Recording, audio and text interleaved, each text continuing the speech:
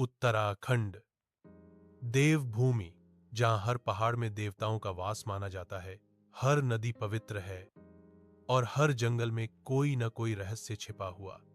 लेकिन देवभूमि की गोद में कुछ ऐसी जगहें भी हैं जिनका नाम सुनते ही स्थानीय लोग कांप उठते हैं। यह कहानी ऐसी ही एक जगह की है, कालीखाल गांव। यह गांव अल्मोड़ा और पिथौरागढ़ के बीच घने जंगलों और ऊंचे पहाड़ों के बीच बसा था। आज के नक्शों में इस गांव का नाम मुश्किल से मिलता है, लेकिन 20 साल पहले तक यहां 40-50 घर थे। आज वहां सिर्फ सन्नाटा है। भाग एक। सफर की शुरुआत। राहुल दिल्ली का रहने वाला था। पेशे से वह एक यूट्यूबर और ट्रैवल ब्लॉगर था। उसे डरावनी जगहों पर जाकर वीडियो बनाने का शौक था। जब उसने उत्तराखंड के भूतिया गांव पर एक लोकल ब्लॉग पढ़ा तो उसका खून खौल उठा। अगर यह सच है तो मेरा चैनल उड़ान भर लेगा। उसने बिना देर किए अपने दोस्त अमन और नेहा के साथ ट्रिप प्लान कर ली। स्थानीय टैक्सी ड्राइवर भगत सिंह ने जब कालीखाल गांव का नाम सुना तो वह चुप हो गया। साहब, वहां मत जाओ, वो जगह ठीक नहीं है। राहुल हौंस पड़ा। भूत प्रेत से डरते हो क्या अंकल? ड्राइवर ने शीशे में राहुल को देखा। उसकी आंखों में अजीब डर था। डर हमें नहीं, वहां की आत्माओं को है। गांव में पहला कदम शाम ढलते ढलते वे गांव पहुंचे। चारों तरफ टूटे हुए घर, जली हुई लकड़ी और दीवारों पर हाथों के काले निशान। हवा में अजीब सी सीलन थी। नेहा ने नोटिस किया, यहां पक्षी भी नहीं है। अमन ने कैमरा ऑन किया। दोस्तों, आप देख रहे हैं उत्तराखंड का सबसे भूतिया गांव। तभी अचानक ठक ठक ठक किसी के चलने की आवाज। यहां कोई है, राहुल चिल्लाया। कोई जवाब नहीं, लेकिन कैमरे में एक टूटी खिड़की में सफेद साड़ी पहने महिला की झलक कैद हो गई। गांव का काला इतिहास रात होने से पहले वे गांव के पुराने मंदिर पहुंचे। वहां उन्हें एक बूढ़ा साधु मिला, महंत कालूराम।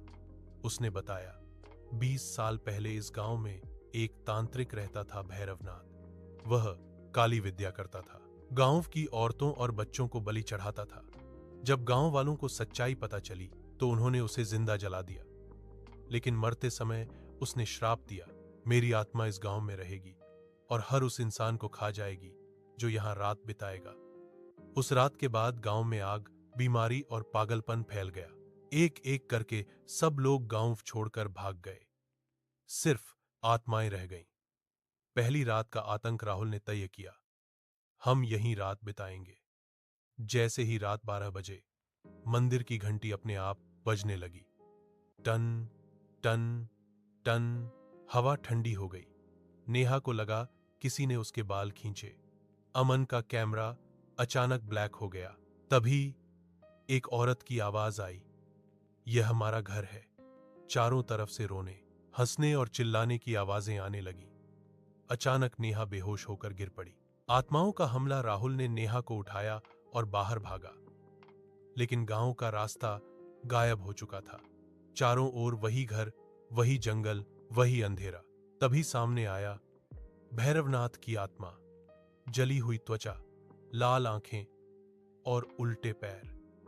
तुम लोग यहां क्यों आए? उसकी आवाज गूंज रही थी। अमन चीख पड़ा।